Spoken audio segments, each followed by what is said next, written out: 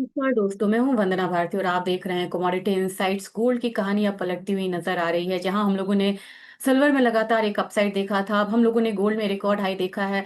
Option chain का data यहाँ पे कुछ और कह रहा है। मैंने आपको 4500 बोला था कि 4500 की क्लोजिंग होती है फ्राइडे को ही, इनफैक्ट मैंने बोला था। तो अब यहाँ पे मार्केट हायर साइड रहेगी।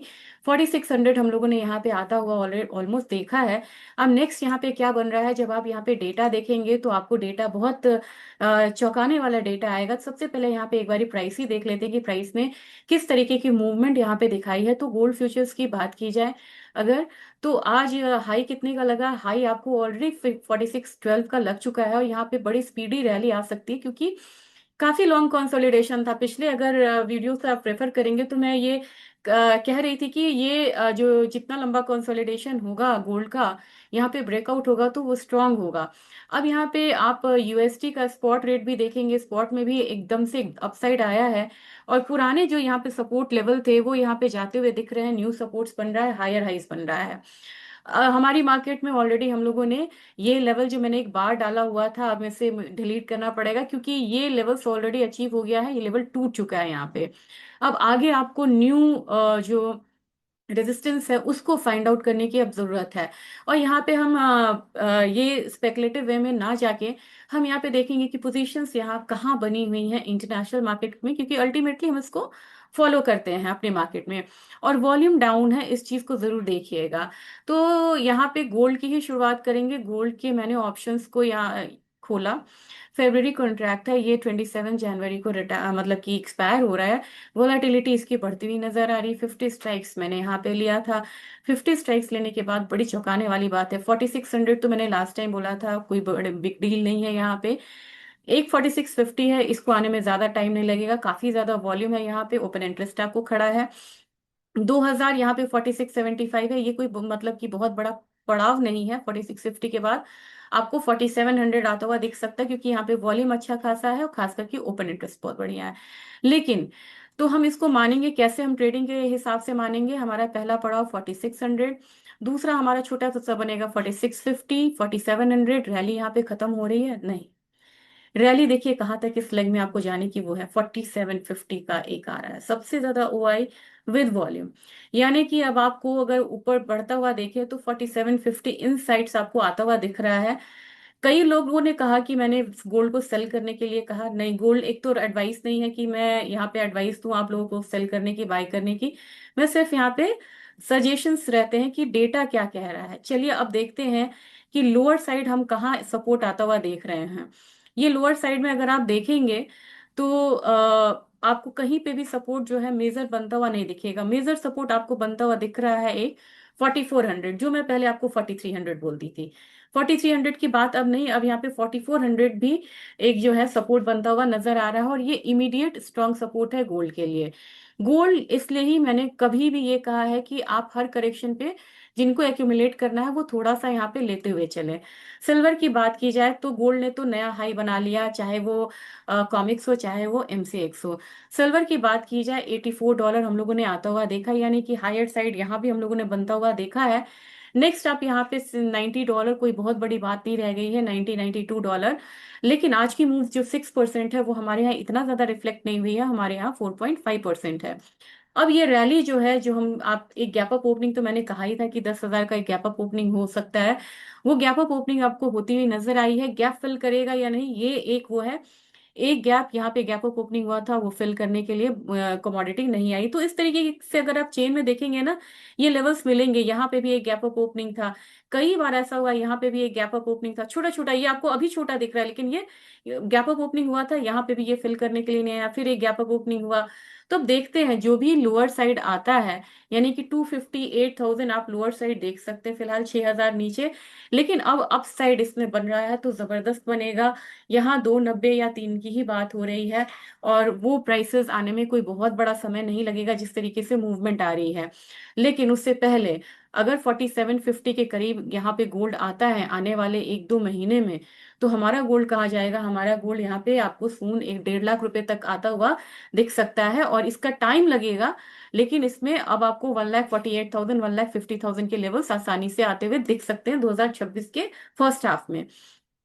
इसमें मैंने आपको कहा था कि $60 और $61 ये एक यहाँ पे ऑप्शन में ज्यादा पोजीशंस बने हुए हैं, तो मार्केट वहां तक जा सकती है। काफी सारी चीजें हो रही हैं, मतलब उंगली पे अगर आप काउंट कराएंगे तो ट्रम्प के ही बहुत सारे फैक्टर्स यहाँ पे निकल जाएंगे। वेनेजुएला को वो प्रेसिडेंट दिखा रहे हैं अपने आप को एक शेयर करके। फिर यहाँ पे उन्होंने 14 कंपनीज, ऑयल कंपनीज से बात करी है, लेकिन वो रिलक्टेंट है, इतने जल्दी इतना आसान भी नहीं है, क्योंकि उनको पता है कि एक्सॉन के साथ क्या हुआ था जब वो वेनेजुएला में गए थे। तो वेनेजुएला एक अशांत कंट्रीज है, इतनी जल्दी वहां से सप्लाई साइड बढ़ने वाला नहीं है।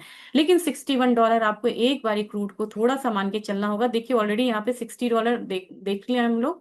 $61 तक एक प्राइसेस अपसाइड रहेगा, हमारा बाजार बहुत ज्यादा रिएक्शन नहीं दे रहा है, लेकिन यहाँ पे 54 50 की तैयारी आपको करनी चाहिए। एक करेक्शन लेते लेते भी ऊपर की तरफ आ सकता है। यहाँ पे नेचुरल गैस में ये एक रेंज आप मान के चलिएगा, ये मैं आइडेंटिफाई कर रही थी, इसको ब्रीच किया तब तो आपको पता है कि सीधे ये गैप फिल करने के लिए नीचे आएगा। लेकिन इसको यहाँ पे मतलब एक रिस्पेक्ट देता है, तो यहाँ से एक बाउंस आ सकता है, ज्यादा बाउंस नहीं आएगा, 3.5 का आएगा, ये बार बार मैं कह रही हूँ। और 294 के करीब हमारा ये वाला लेवल है, तो 315 एक अपसाइड हो सकता है नीचे 285 का। जबकि जिंक में मैंने कहा था कि जिंक एक स्ट्रॉन्ग कमोडिटी बनती हुई नजर आ रही है। 320 जिंक का मुझे लग रहा है। एल्यूमिनियम अगर हायर साइड यहाँ पे गया लेकिन सस्टेन नहीं किया, क्योंकि मतलब क्रूड भी वहां से हायर साइड से बार बार वापस आ रही है। 320 तो मैंने मतलब बहुत पहले एल्यूमिनियम को कहा था, आप यहाँ से भी हायर साइड आप जा सकते हैं, दिख सकता है ये। तभी मैंने कहा था कि ये जो साल है ये बेस मेटल्स का साल होगा। 1337 से लेके 1350 का जो जोन है ना, ये कॉपर जो है वो देख सकता है। जबकि निकल की बात की जाए, निकल अब आपको एक हायर टेरिटरी में आया, फिर डाउन साइड आया, तो निकल में अभी मार्केट जो है स्टेबल नहीं है और वॉल्यूम कम है, इसको थोड़ा सा अवॉइड करके आप चल सकते हैं। रही बात एग्री काउंटर की, जीरा में बहुत जबरदस्त मूव है, और ये कमोडिटी 25,000 की हो सकती है, ये रेजिस्टेंस वहीं पे दिखता है।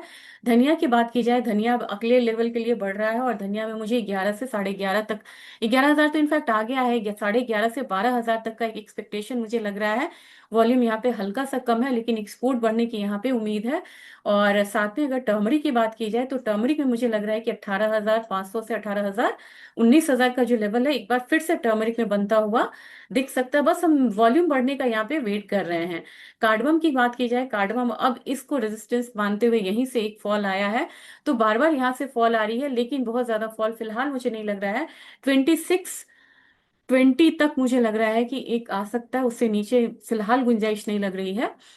ग्वारगम की बात की जाए तो 11,200 तक मुझे लग रहा है कि ग्वारगम एक बार ऊपर की तरफ जा सकता है, आज बिल्कुल रेंज में अपसाइड दिखाने के बाद।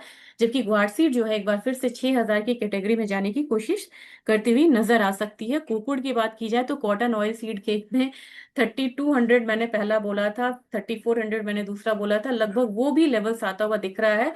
3400 में सिर्फ 6 रुपए का दरकार मतलब यहाँ पे दिख रहा है। 3394 के करीब कोकुड़ आती हुई दिख रही है।